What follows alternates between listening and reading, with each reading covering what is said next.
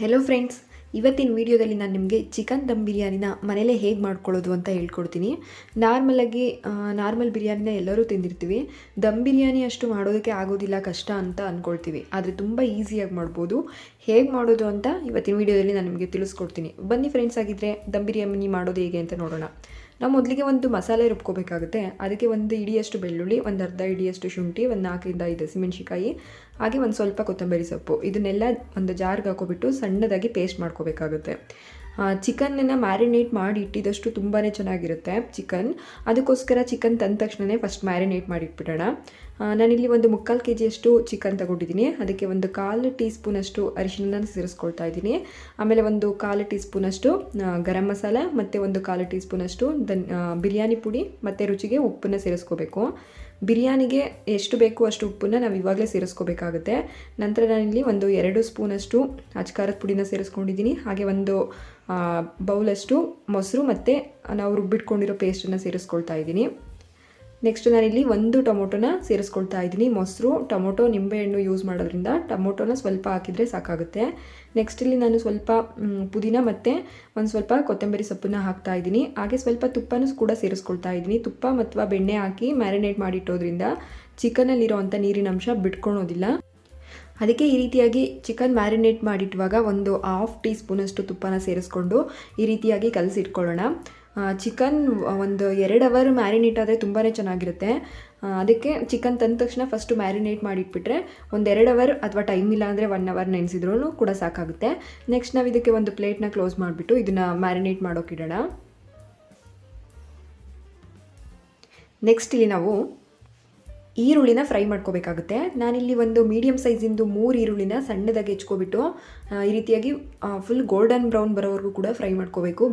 ದಮ್ ಬಿರಿಯಾನಿಲಿ main highlight ಅಂದ್ರೇ ಈ ಈರುಳ್ಳಿ ರೋಸ್ಟ್ ಮಾಡ್ಕೊಂಡಿರ್ತೀವಲ್ಲ, ಈ ಈರುಳ್ಳಿ ನೋಡಿ ಈ ರೀತಿಯಾಗಿ ಎಣ್ಣೆನ ಹಾಕಿಬಿಟ್ಟು ಚೆನ್ನಾಗಿ ಕಲರ್ ಚೇಂಜ್ ಆಗೋವರೆಗೂ ಕೂಡ ಫ್ರೈ ಮಾಡ್ಕೋಬೇಕಾಗುತ್ತೆ. ನೋಡಿ ಈ ರೀತಿಯಾಗಿ ಈ ಗೋಲ್ಡನ್ ಬ್ರೌನ್ ಬಂದ ತಕ್ಷಣ ನಾವು ಇದನ್ನ ಎತ್ತಿಟ್ಕೊಳ್ಳೋಣ. ಎತ್ತುವಾಗ ಮೆತ್ತಗೆ ಅನಿಸುತ್ತೆ, ಅದು ತೆಗೆದಿಟ್ಟಿದ ಮೇಲೆ ಸ್ವಲ್ಪ ಕ್ರಿಸ್ಪಾಗಿ ಆಗುತ್ತೆ. ಈ ರೀತಿಯಾಗಿ ಚೆನ್ನಾಗಿ ಫ್ರೈ ಮಾಡಿಟ್ಕೊಂಡು ನಾವು ಒಂದು ಪ್ಲೇಟಿಗೆ ಎತ್ತಿಟ್ಕೊಳ್ಳೋಣ. ತುಂಬಾ ಕೂಡ ಫ್ರೈ ಮಾಡ್ಕೊಳ್ಬಾರ್ದು, ಇಷ್ಟ ಆದರೆ ಸಾಕು, ಇಲ್ಲಾಂದರೆ ಕೈ ಬಂದುಬಿಡುತ್ತೆ. ನೆಕ್ಸ್ಟ್ ನಾನಿಲ್ಲಿ ಬಿರಿಯಾನಿ ಬಾಸುಮತಿ ರೈಸ್ನ ತೊಗೊಂಡಿದ್ದೀನಿ. ಇದನ್ನು ಒಂದು ಅರ್ಧ ಮುಕ್ಕಾಲು ಗಂಟೆ ನಾವು ನೆನೆಸೋಕೆ ಇಡಬೇಕಾಗುತ್ತೆ. ನೀಟಾಗಿ 2-3 ಸಲ ವಾಶ್ ಮಾಡಿಬಿಟ್ಟು ಒಂದು ಮುಕ್ಕಾಲು ಗಂಟೆ ಅಥವಾ ಅರ್ಧ ಗಂಟೆ ನೆನೆಸ್ಕೊಳ್ಳೋಣ. ನೆಂದಷ್ಟು ಅನ್ನ ತುಂಬ ಸ್ಮೂತಾಗಿ ಸಾಫ್ಟಾಗಿ ಚೆನ್ನಾಗಾಗುತ್ತೆ. ಅದಕ್ಕೋಸ್ಕರ ಇದಕ್ಕೆ ಒಂದು ನೀರನ್ನು ಉಯ್ದುಬಿಟ್ಟು ನೆನೆಯೋಕ್ಕಿಡೋಣ. ನೆಕ್ಸ್ಟ್ ಇಲ್ಲಿ ಅಕ್ಕಿ ನೆನೆಯೋ ಅಷ್ಟರಲ್ಲಿ ನಾವು ಒಂದು ಪಾತ್ರೆಗೆ ನೀರು ಹಾಕಿ ಅದು ಚೆನ್ನಾಗಿ ಮಳ್ಳು ಬರಬೇಕು. ಚೆನ್ನಾಗಿ ಕುದಿ ಬರೋ ಟೈಮಲ್ಲಿ ನಾವು ಇದಕ್ಕೆ ಸ್ವಲ್ಪ ಸ್ಪೈಸಸ್ನ ಆ್ಯಡ್ ಮಾಡಬೇಕಾಗುತ್ತೆ. ನೋಡಿ ಈ ರೀತಿಯಾಗಿ ನಿಮ್ಮ ಹತ್ರ ಏನು ಸ್ಪೈಸಸ್ ಇರುತ್ತೆ ಅದನ್ನೇ ಸೇರಿಸ್ಕೊಳ್ಳಿ. ಸ್ಪೈಸಸ್ನ ಸೇರಿಸ್ಕೊಬಿಟ್ಟು ನಂತರ ನಾವು ಇದಕ್ಕೆ ಸ್ವಲ್ಪ ಪುದೀನ ಮತ್ತು ಸ್ವಲ್ಪ ಕೊತ್ತಂಬರಿ ಸೊಪ್ಪನ್ನು ಕೂಡ ಸೇರಿಸ್ಕೊಳ್ಳೋಣ. ಹಾಗೆ ಒಂದು ಟೇಬಲ್ ಅಥವಾ ಒಂದು 1/2 ಸ್ಪೂನಷ್ಟು ಆಯಿಲ್ನು ಕೂಡ ಸೇರಿಸ್ಕೊಳ್ಳಿ. ನೆಕ್ಸ್ಟ್ ಇಲ್ಲಿ ನೀರು ಚೆನ್ನಾಗಿ ಕುದಿ ಬರೋ ಟೈಮಲ್ಲಿ ನಾವು ನೆನೆಸ್ಕೊಂಡಿರೋ ಅಂಥ ರೈಸನ್ನು ಇದಕ್ಕೆ ಸೇರಿಸ್ಕೊಳ್ಳೋಣ. ರೈಸನ್ನು ಸೇರಿಸಿದ ಮೇಲೆ ತುಂಬ ಹೊತ್ತು ಬೇಯಿಸಬಾರ್ದು. ನಾವು ಒಂದು 70% ರೈಸನ್ನ ಬೇಯಿಸ್ಕೋಬೇಕಾಗುತ್ತೆ. ಅಂದರೆ ನಾವು ರೈಸನ್ನು ಹಾಕಿದಾಗ ನೀರು ಕೆಳಗಡೆ ಹೋಗಿದೆ ನೋಡಿ ರೈಸೆಲ್ಲ, ಅದು ಒಂದು 4ರಿಂದ 5 ನಿಮಿಷದ ಟೈಮ್ ಹೊತ್ತಿಗೆ ಮೇಲೆ ಬಂದುಬಿಡುತ್ತೆ ರೈಸೆಲ್ಲ. ಅಷ್ಟಾದರೆ ಸಾಕು. ನಾವು ತುಂಬ ಜಾಸ್ತಿ ಹೊತ್ತು ಬೇಯಿಸ್ಕೊಳೋದು ಬೇಡ. ತುಂಬ ಜಾಸ್ತಿ ಬೇಯಿಸ್ಬಿಟ್ರೆ ರೈಸ್ ಇಲ್ಲೇ ಬೆಂದೋಗ್ಬಿಡುತ್ತೆ, ಆಮೇಲೆ ದಮ್ ಕಟ್ಟುವಾಗ ಮೆತ್ತಗಾಗ್ಬಿಡುತ್ತೆ. ಅದಕ್ಕೋಸ್ಕರ ಒಂದು 4ರಿಂದ 5 ನಿಮಿಷ ಟೈಮಲ್ಲಿ ಬೇಯಿಸ್ಕೋಬೇಕಾಗುತ್ತೆ. ಹಾಗೆ ಬಿರಿಯಾನಿಗೆ ಎಷ್ಟು ಉಪ್ಪು ಬೇಕು ರೈಸಿಗೆ ಅದನ್ನು ನಾವು ಈಗಲೇ ಹಾಕೋಬೇಕು. ಮತ್ತು ಒಂದು ಸ್ವಲ್ಪ ನಿಂಬೆಹಣ್ಣನ್ನು ಸೇರಿಸ್ಕೊಳ್ಳೋಣ. ಹಾಗೆ ಒಂದು ಸೌಟಷ್ಟು ಅಥವಾ ಒಂದು 2 ಸೌಟಷ್ಟು ನೀರನ್ನು ತೆಗೆದಿಟ್ಕೋಬೇಕಾಗುತ್ತೆ. ಇದು ಯಾಕೆ ಅಂತ ಆಮೇಲೆ ಹೇಳ್ತೀನಿ ನಾನು ನಿಮಗೆ. ನೋಡಿ ಇವಾಗ ರೈಸ್ ಬೆಂದಿದೆ, ರೈಸ್ ಎಲ್ಲ ಮೇಕ್ ಬರ್ತಾ ಇದೆ ನೋಡಿ. ಈ ಟೈಮಲ್ಲಿ ನಾವು ರೈಸಲ್ಲಿರೋ ಅಂಥ ನೀರನ್ನು ಶೋಧಿಸ್ಕೋಬೇಕಾಗುತ್ತೆ. ನೋಡಿ ನಾನು ನಿಮಗೆ ತೋರಿಸ್ತೀನಿ. ರೈಸ್ ಒಂದು 70% ಕುಕ್ ಆದರೆ ಸಾಕಾಗುತ್ತೆ, ತುಂಬ ಜಾಸ್ತಿ ಬೇಯೋದು ಬೇಡ. ನೋಡಿ ಈ ರೀತಿಯಾಗಿ ರೈಸ್ ಮೇಲ್ಗಡೆ ಬಂದಾಗ ನಾವು ರೈಸಲ್ಲಿರೋ ಅಂಥ ನೀರನ್ನು ತೆಗಿಬೇಕಾಗುತ್ತೆ. ನೆಕ್ಸ್ಟ್ ಇಲ್ಲಿ ಚಿಕನ್ ಒಗ್ಗರಣೆ ಮಾಡ್ಕೋಬೇಕಾಗುತ್ತೆ. ಅದಕ್ಕೆ ಒಂದು ದಪ್ಪ ತಳ ಇರೋವಂಥ ಪಾತ್ರೆನ ತೊಗೊಳ್ಳಿ, ಇಲ್ಲಾಂದರೆ ನಾನ್ ಸ್ಟಿಕ್ ಇದ್ದರೆ ಒಳ್ಳೆಯದು. ನಾನ್ ಸ್ಟಿಕ್ ಇಲ್ಲಾಂದರೆ ಈ ರೀತಿಯಾಗಿ ದಪ್ಪ ತಳ ಇರೋವಂಥ ಪಾತ್ರೆನ ತೊಗೊಬಿಟ್ಟು ಅದಕ್ಕೆ ಒಂದು 2ರಿಂದ 3 ಟೇಬಲ್ ಸ್ಪೂನಷ್ಟು ಎಣ್ಣೆನ ಸೇರಿಸ್ಕೊಳ್ಳಿ. ಮೊದಲಿಗೆ ಈರುಳ್ಳಿ ಫ್ರೈ ಮಾಡಿರೋದು ಎಣ್ಣೆ ಇರುತ್ತಲ್ಲ ಅದನ್ನು ಕೂಡ ಸೇರಿಸ್ಕೊಳ್ಬೋದು. ನಂತರ ಎಣ್ಣೆ ಕಾಯ್ದ ಮೇಲೆ ನಾವು ಇದಕ್ಕೂ ಕೂಡ ಸ್ಪೈಸಸ್ ಆ್ಯಡ್ ಮಾಡೋಣ. ರೈಸ್ ಬೇಯಿಸುವಾಗ ಏನು ಸ್ಪೈಸಸ್ ಹಾಕಿರ್ತೀವಿ ಅದೇ ಸ್ಪೈಸಸ್ನು ಕೂಡ ಸೇರಿಸ್ಕೊಳ್ಬೋದು. ನೋಡಿ ಸ್ಪೈಸಸ್ಸಲ್ಲಿರುವಂಥ ಫ್ಲೇವರ್ ಎಲ್ಲ ಸ್ವಲ್ಪ ಬಿಟ್ಕೊಂಡು ನಂತರ ನಾವು ಇದಕ್ಕೆ ನಾವು ಮ್ಯಾರಿನೇಟ್ ಮಾಡಿಟ್ಕೊಂಡಿರ್ತೀವಲ್ಲ ಆ ಚಿಕನನ್ನು ಸೇರಿಸ್ಕೊಳ್ಳೋಣ. ಚಿಕನ್ ಒಂದು 2 ಅವರ್ ನೆಂದಿರೋದ್ರಿಂದ ತುಂಬಾ ಸಾಫ್ಟಾಗಿ ಬೇಗ ಬೆಂದ್ಕೊಬಿಡುತ್ತೆ. ಜಾಸ್ತಿ ಹೊತ್ತು ಇದನ್ನು ಕೂಡ ಬೇಯಿಸೋದು ಬೇಡ. ಹಾಕಿ ಒಂದು 3ರಿಂದ 4 ನಿಮಿಷ ಅಷ್ಟೇ ಟೈಮ್ ಸಾಕು, ಇದು ಕೂಡ ಬೆಂದ್ಬಿಡುತ್ತೆ. ನೋಡಿ ಈ ರೀತಿಯಾಗಿ ನಾವು ಮ್ಯಾರಿನೇಟ್ ಮಾಡಿಟ್ಕೊಂಡಿರೋಂಥ ಚಿಕನ್ನೆಲ್ಲ ಹಾಕ್ಬಿಟ್ಟು ನೀಟಾಗಿ ಮಿಕ್ಸ್ ಮಾಡ್ಕೊಳ್ಳೋಣ. ನಾವು ಕೆಳಗಡೆ ಹಾಕಿರೋಂಥ ಎಣ್ಣೆ ಸೈಡಲ್ಲೆಲ್ಲ ಬಿಟ್ಕೊಡುತ್ತೆ, ಆಗ ಚಿಕನ್ ಬೆಂದಿದೆ ಅಂತ ತುಂಬ ಹೊತ್ತು ಬೇಯಿಸೋದು ಬೇಡ, ಬೇಗನೆ ಎಣ್ಣೆ ಬಿಟ್ಕೊಬಿಡುತ್ತೆ. ನೋಡಿ ಈ ರೀತಿಯಾಗಿ ನೀಟಾಗಿ ಒಂದ್ಸಲ ಮಿಕ್ಸ್ ಮಾಡ್ಕೋಬೇಕು. ಆಮೇಲೆ ಉಪ್ಪೆಲ್ಲ ನೀಟಾಗಿ ಚೆಕ್ ಮಾಡ್ಕೋಬೇಕು, ಏಕೆಂದರೆ ದಮ್ ಕಟ್ಟುವಾಗ ನಾವು ಉಪ್ಪನ್ನು ಸೇರಿಸ್ಕೊಳ್ಳೋಕ್ಕಾಗೋದಿಲ್ಲ. ಅದಕ್ಕೋಸ್ಕರ ಈ ರೀತಿಯಾಗಿ ಚಿಕನ್ ಎಲ್ಲ ಗ್ರೇವಿ ಮಾಡುವಾಗಲೇ ನಮಗೆ ಉಪ್ಪು ಸಾಕಾಗುತ್ತಾ ಅಂತ ನಾವು ನೋಡ್ಕೋಬೇಕಾಗುತ್ತೆ. ನೆಕ್ಸ್ಟ್ ಇಲ್ಲಿ ನೋಡಿ ಸೈಡಲ್ಲೆಲ್ಲ ಎಣ್ಣೆ ಬಿಟ್ಕೊಳುತ್ತಲ್ಲ, ಆ ಸೈಡಲ್ಲೆಲ್ಲ ಎಣ್ಣೆ ಬಿಟ್ಕೊಂಡಿರೋದನ್ನ ನಾವು ಸ್ವಲ್ಪ ಎತ್ತಿಟ್ಕೋಬೇಕಾಗುತ್ತೆ. ಎಣ್ಣೆನ ಯಾಕೆ ಎತ್ತಿಟ್ಕೋಬೇಕು ಅಂತ ನಾನು ನಿಮ್ಗೆ ಹೇಳ್ತೀನಿ. ನೆಕ್ಸ್ಟ್ ನಾವಿಲ್ಲಿ ದಮ್ ಕೊಟ್ಟಬೇಕು. ದಮ್ ಕೊಟ್ಟೋದಕ್ಕೆ ಕೆಳಗಡೆ ರೊಟ್ಟಿ ಹಾಕೋದು ಬರುತ್ತಲ್ಲ, ಅದನ್ನ ಇಟ್ಬಿಟ್ಟು ಅದ್ರ ಮೇಲೆ ಪಾತ್ರೆನ ಇಟ್ಕೊಳ್ಳೋಣ, ಯಾಕೆಂದರೆ ಒತ್ತಬಾರ್ದಲ್ವಾ. ಅದಕ್ಕೋಸ್ಕರ ದಮ್ ಕಟ್ಟೋಕೆ ಮುಂಚೆ ಕೆಳಗಡೆ ಆ ಥರ ಪಾತ್ರೆ ಇಟ್ಬಿಟ್ಟು ಅದ್ರ ಮೇಲ್ಗಡೆ ಪಾತ್ರೆ ಇಟ್ಕೊಳ್ಳೋಣ. ನೆಕ್ಸ್ಟ್ ನೋಡಿ ನಾವು ತೊಗೊಂಡಿರೋಂಥ ಎಣ್ಣೆಗೆ 1 ಸ್ಪೂನಷ್ಟು ಅಚ್ಕಾರದ ಪುಡಿನ ಸೇರಿಸ್ಕೊಬಿಟ್ಟು ಮಿಕ್ಸ್ ಮಾಡ್ಕೋಬೇಕು. ನೋಡಿ ಈ ರೀತಿಯಾಗಿ ಫುಡ್ ಕಲರ್ ಥರ ಬರುತ್ತೆ. ನಾವು ಆರ್ಟಿಫಿಷಿಯಲ್ ಕಲರ್ ಯೂಸ್ ಮಾಡೋದಕ್ಕಿಂತ ಈ ರೀತಿಯಾಗಿ ಕಲರ್ ಯೂಸ್ ಮಾಡೋದ್ರಿಂದ ಬಿರಿಯಾನಿ ಕಲರ್ ಕೂಡ ಚೆನ್ನಾಗಿರುತ್ತೆ, ಅದಕ್ಕೋಸ್ಕರ.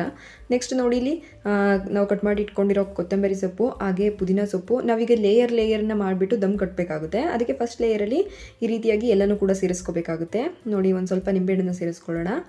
ನೆಕ್ಸ್ಟು ನಾವು ಫ್ರೈ ಮಾಡಿ ಎತ್ತಿಟ್ಕೊಂಡಿದ್ವಲ್ಲ ಈರುಳ್ಳಿ, ಅದನ್ನು ಕೂಡ ಸೇರಿಸ್ಕೊಳ್ಳೋಣ. ಈ ರೀತಿಯಾಗಿ ಸೇರಿಸ್ಕೊಂಡ ನಂತರ ನಾವು ಫಸ್ಟ್ ಲೇಯರ್ ರೈಸನ್ನು ಸೇರಿಸ್ಕೋಬೇಕಾಗುತ್ತೆ. ನೀಟಾಗಿ ಫುಲ್ ಕವರ್ ಆಗಬೇಕು ಒಂದು ಲೇಯರ್ ರೈಸು, ಆ ರೀತಿಯಾಗಿ ನೀಟಾಗಿ ಮಿಕ್ಸ್ ಮಾಡ್ಕೊಳ್ಬೇಕಾಗುತ್ತೆ. ಈ ರೀತಿಯಾಗಿ ನೀಟಾಗಿ ಹಾಕ್ಕೊಳ್ಳಿ. ನೆಕ್ಸ್ಟ್ ನಾವಿಲ್ಲಿ ಈ ಲೇಯರ್ ಮೇಲ್ಗಡೆ ನಾವು ಕಟ್ ಮಾಡಿ ಇಟ್ಕೊಂಡಿರೋ ಅಂಥ ಕೊತ್ತಂಬರಿ ಸೊಪ್ಪು ಹಾಗೆ ಪುದೀನ ಸೊಪ್ಪು ಮತ್ತು ಸ್ವಲ್ಪ ನಿಂಬೆಹಣ್ಣು, ಇಡೀ ಬಿರಿಯಾನಿಗೆ ಒಂದು 1/2 ನಿಂಬೆಹಣ್ಣು ಆದರೆ ಸಾಕಾಗುತ್ತೆ. ಎಲ್ಲ ಲೇಯರ್ಗೂ ಕೂಡ ಒಂದೊಂದು ಸ್ವಲ್ಪ ಹಿಂಗೆ ಸೇರಿಸ್ಕೊಳ್ಳಿ. ನೆಕ್ಸ್ಟು ಒಂದು 1/4 ಟೀ ಸ್ಪೂನ್ಗಿಂತ ಕಡಿಮೆಯಷ್ಟು ಗರಂ ಮಸಾಲ ಮತ್ತು ಒಂದು 1/4 ಟೀ ಸ್ಪೂನ್ಗಿಂತ ಸ್ವಲ್ಪ ಬಿರಿಯಾನಿ ಪುಡಿ ಇರುತ್ತಲ್ಲ ಅದನ್ನು ಮಿಕ್ಸ್ ಮಾಡ್ಕೊಳ್ಳೋಣ.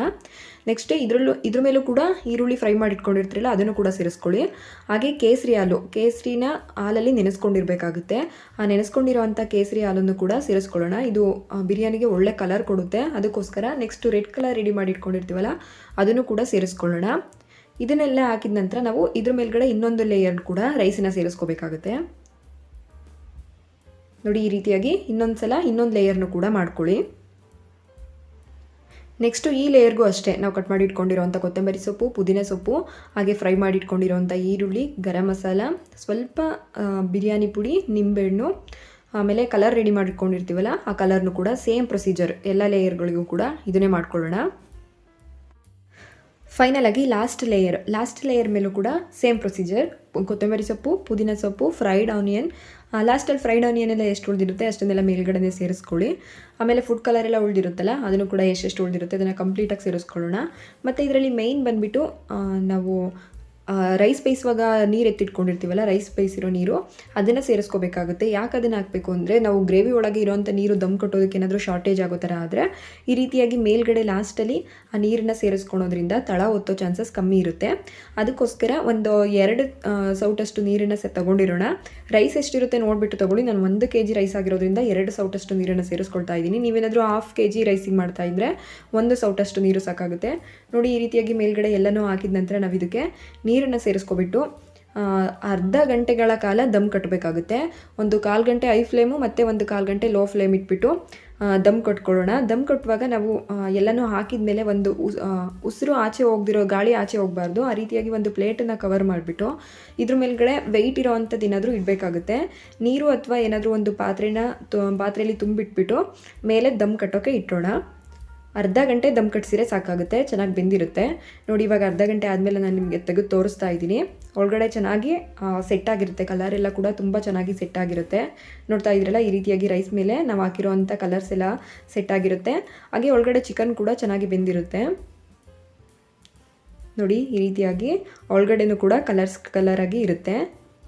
ಚಿಕನ್ ಕೂಡ ತುಂಬ ಸಾಫ್ಟಾಗಿ ಬೆಂದಿರುತ್ತೆ, ಒತ್ತಿಲ್ಲ ಕೂಡ, ತುಂಬಾ ಚೆನ್ನಾಗಾಗಿದೆ ಅಂತಲೇ ಹೇಳ್ಬೋದು. ನೋಡಿದ್ರಲ್ಲ ಎಷ್ಟು ಈಸಿಯಾಗಿ ದಮ್ ಬಿರಿಯಾನಿನ ಮಾಡ್ಕೋಬೋದು ಅಂತ. ಮಾಡೋಕ್ಕೆ ತುಂಬ ಟೈಮ್ ಹಿಡಿಯುತ್ತೆ, ಆದರೆ ಮಾಡಿದರೆ ತುಂಬ ಟೇಸ್ಟ್ ಚೆನ್ನಾಗಿರುತ್ತೆ ಅಂತ ಹೇಳ್ತೀನಿ. ಹಾಗೆ ಈ ದಮ್ ಬಿರಿಯಾನಿ ರೆಸಿಪಿ ನಿಮ್ಗೆ ಇಷ್ಟ ಆಗಿದೆ ಅಂದ್ಕೊಳ್ತೀನಿ. ಇಷ್ಟ ಆಗಿದ್ದರೆ ಇನ್ನೂ ಯಾರು ನನ್ನ ಚಾನಲ್ನ ಸಬ್ಸ್ಕ್ರೈಬ್ ಮಾಡದೇ ವಿಡಿಯೋ ನೋಡ್ತಾ ಇದ್ದೀರಾ, ಪ್ಲೀಸ್ ಸಬ್ಸ್ಕ್ರೈಬ್ ಮಾಡ್ಕೊಳ್ಳಿ. ಹಾಗೆ ಪಕ್ಕದಲ್ಲಿರೋ ಬೆಲ್ ಬಟನ್ನ ಕ್ಲಿಕ್ ಮಾಡಿ ಆಲ್ ಅಂತ ಸೆಲೆಕ್ಟ್ ಮಾಡ್ಕೊಳ್ಳಿ. ಹಾಗೆ ಈ ವಿಡಿಯೋ ಇಷ್ಟ ಆದರೆ ಲೈಕ್ ಮಾಡಿ, ಶೇರ್ ಮಾಡಿ, ಕಮೆಂಟ್ ಮಾಡಿ. Thank you for watching.